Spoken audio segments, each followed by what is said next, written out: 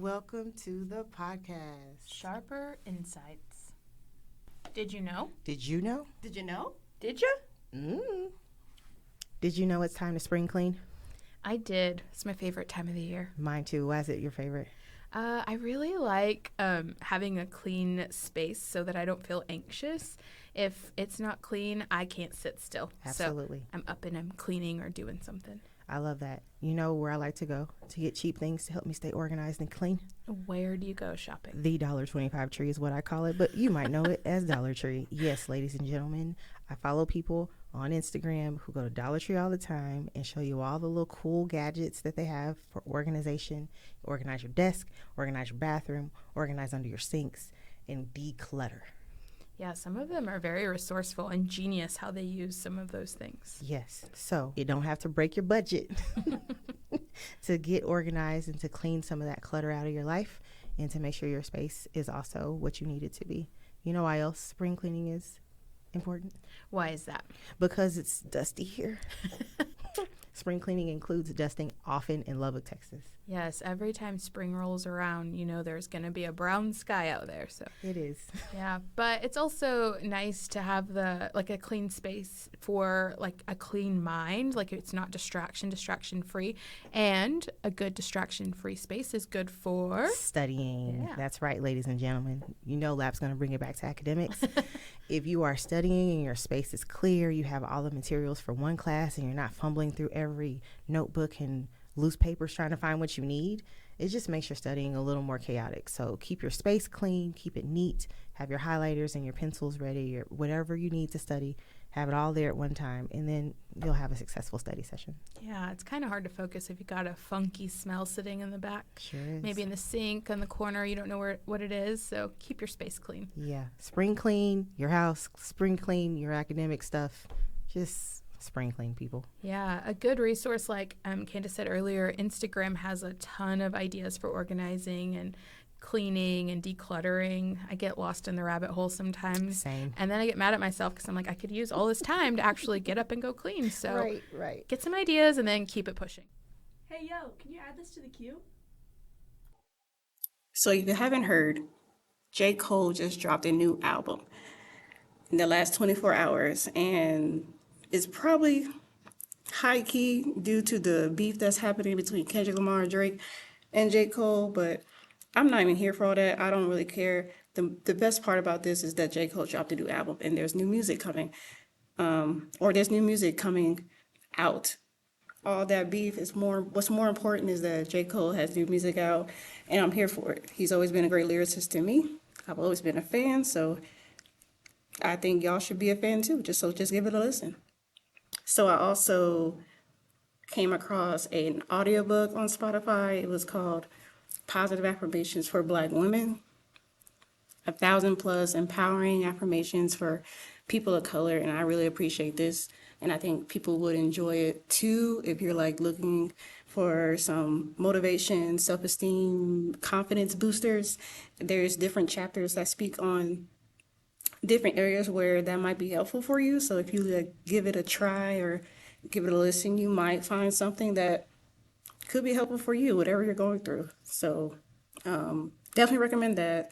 And then also I'm listening to Sisters Who Kill, which is a true crime podcast that two best friends, they tell stories of Black women who kill. It's in the name, really straightforward, but they start from the beginning of the situation. They tell you who's who and then tell you how it ends.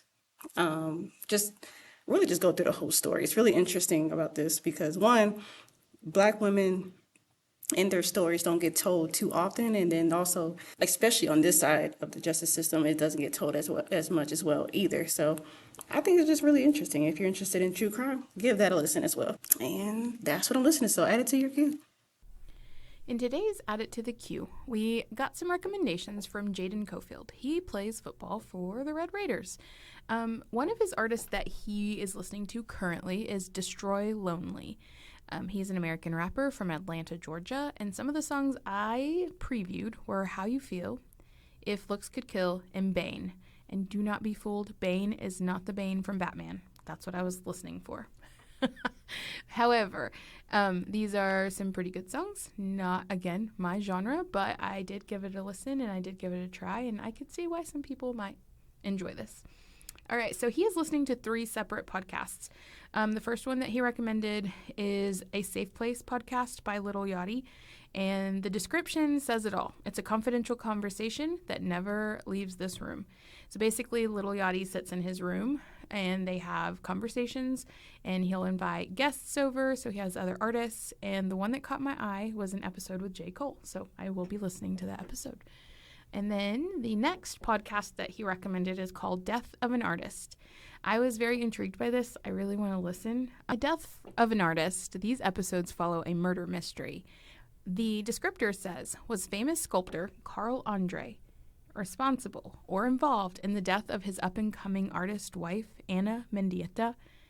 This is a truly interesting podcast because the descriptor continues and talks about how this is an opposites attract story where at the end Mendieta ends up going out of a window of their 34th floor apartment. So that's where the mystery lies. Was Andre involved?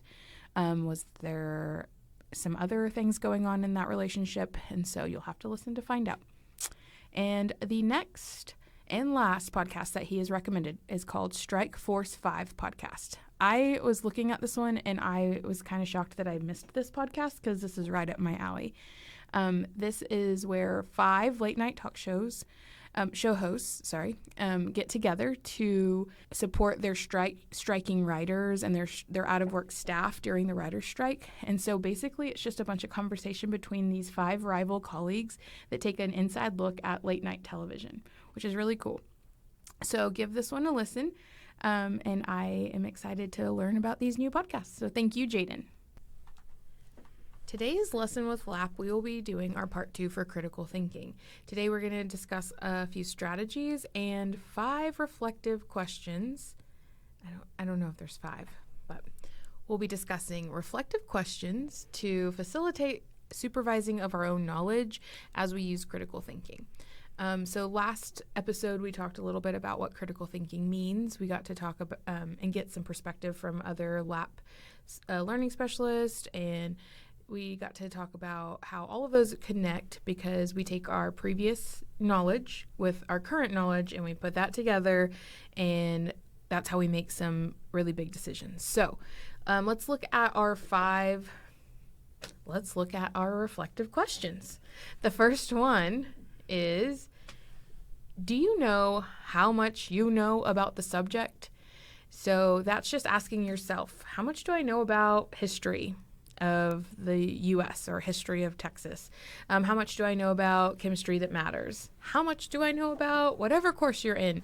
And so that's a great starting point. What do I know about this already? Usually, typically, you pretty much always surprise yourself with how much you actually know about whatever topic you're going into. Yeah, and so just pulling from that background knowledge, you learned something in high school. I promise you did. And just trust in yourself. All right, the next question to reflect on is, do I have clear instructions and know what action is expected from me? Now, this one is making you think a little deeper, but let me give you a clue. We've been saying this. If you've come through the LAP suite or if you've talked to an advisor, look at your syllabi. Your syllabi has your expectations. It has clear instructions. Blackboard is also a good place, not just looking at announcements and grades, but actually looking through the tabs on the side that have your assignments. There are clear instructions. Your professor takes their time, or their TA, or whoever does the Blackboard layout. They put pretty clear, sometimes extensive instructions. And let me add this. In the syllabus, there's a whole section that talks about the learning objectives for the course. Look at those. It will help you figure out how deep you need to think and how deep you need to study. Yes. All right. The next one is, how much time do I have? Now, we're all thinking the same thing. Never enough. We don't have enough time. There is no time, right?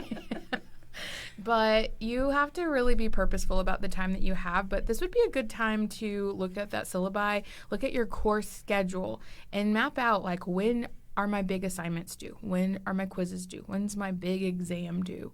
That way you have a good plan of like how much time you have before those things come. It's definitely a good time to evaluate how to break down some of those bigger assignments, how much time you want to work or study on specific subjects for tests or whatever that might look like, breaking down those big assignments. And I think that's a good rule of thumb that for every hour that you have in class, you're supposed to spend that many hours outside of class, and sometimes more if that subject's even harder. So it does take some effort. It does take some planning. There is time if we just actually put the time in to or look for the time. And so sometimes it takes sitting down and mapping out my day. I have an hour for lunch. I have an hour in between classes. I'm going to use that hour wisely. Or I'm going to schedule an hour and a half when I get home from practice and sit down and get some work and do as much as I can, and then have some me time. Go have some dinner, whatever it is that helps you unwind. Also, never underestimate how much you can get done in 20-25 minutes.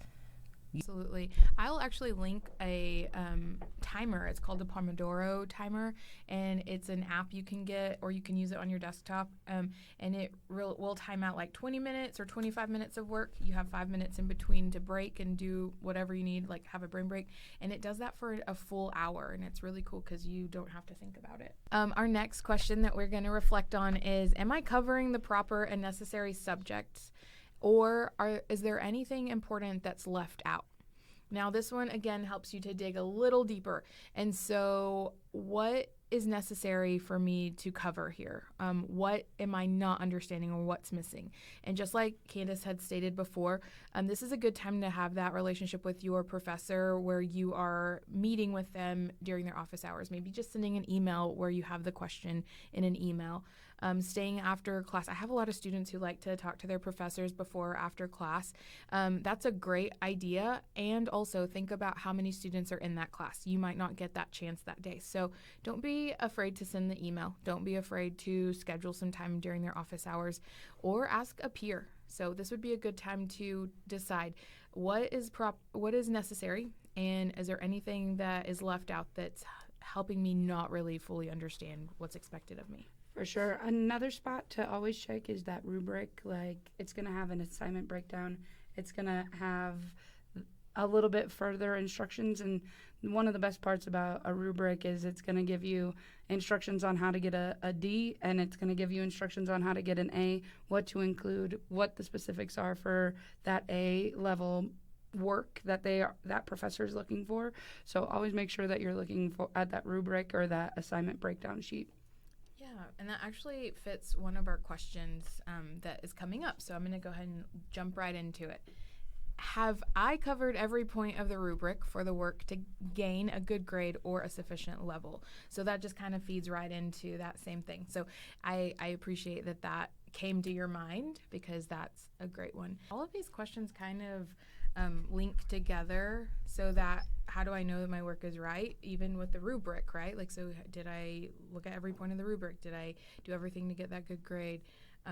Did I use time wisely, and did I have the clear instructions, and am I knowledgeable in this subject? So critical thinking just kind of has you really dig deeper into that thought process. We're not just doing everything on the fly. We want to make sure we spend some time. So I really liked the wording that the article gave, is it's facilitating the supervising of our knowledge level.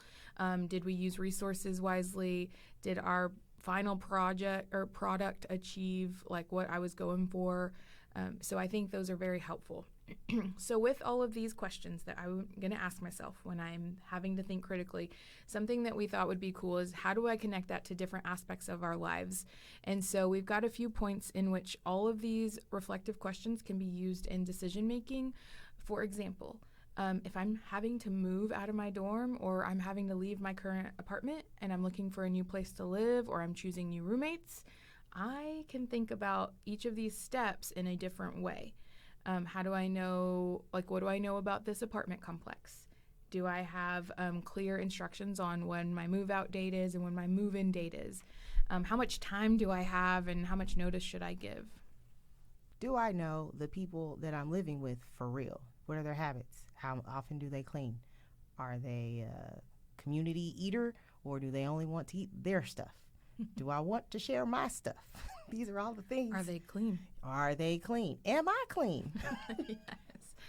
And the pet policy. Like, is the apartment complex have a pet policy? Do you even need a pet, friends? Do Yeah. we? Do you have time? Can you give it the love and attention it needs? Or is your practice schedule a little crazy? Things to consider. Yeah, and that's a good point. So another aspect of life, so you're thinking about practice schedule, that made me think of when I'm thinking critically, how am I learning a new position or a new event if I'm in track? Whatever sport you're in, maybe you're being flexed to do something different, something new in that sport, or a new way of doing that sport. And so you have to really think critically on how do I remember those plays? How do I remember when to do a certain thing? And so use your critical thinking during that time. Yeah, is this going to help me in my future? Is this going to help me get better as a person, as an athlete? Lots of good questions to ask yourself during that process. And then back to the money, how do we spend our money? A lot of us are getting money each month or each week. And so making sure we're saving that we're spending it wisely, that we do splurge a little bit on the things that, you have been saving up for, but making sure that you're spending wisely and not just kind of making a brash decision, but you think about, where is my money going and how am I using it? So critical thinking comes into play for a lot of our life decisions and life choices. And a lot of times back to, do I have time for this? A lot of times we're like, okay, well, we don't have a lot of time to think and put towards this. But if it's important, you should take that time to think critically. I will be linking some videos that can help you with learning about thinking critically. There's even some really cool connection to the scientific method if you're into science, and how even the scientific method has you like looking at data, looking at the processes. And so Audrey did want to remind us that if we are like racehorses using those blinders and we focus on our own race and we are thinking critically, that we really will make some pretty good decisions. And think about how reliable our decision is and how reliable our sources are and the people that we look to for advice and where is this information coming from. So there's lots to think about in the thinking process. Don't get overwhelmed, but really make sure it's informed. Thank y'all so much for listening to episode 4 of Sharper Insights. We want to give a big shout out to Jaden Cofield and Jay Dollarsign for their recommendations for our Add It to the Queue today. As always, we hope you left today a little bit sharper.